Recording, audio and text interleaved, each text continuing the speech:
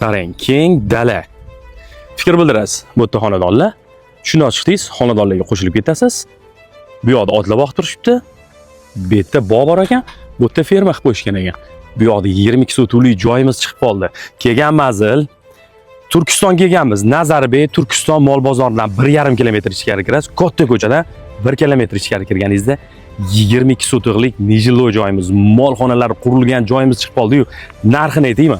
$3,100 sotig'ini qo'yib yubordik. Qarang, mana bu yoqdan kirasiz. Mana eshik, mana bitta buzganingizdan keyin joy bo'ladi. Mana bu yoqni ferma qilib foydalanib turishgan ekan.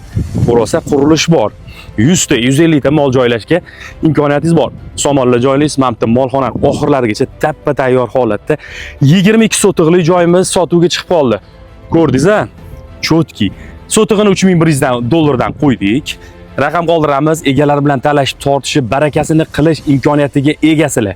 Mol bozori oldiga yaqin joy, chunki yaxshi lokatsiya hisoblanadi.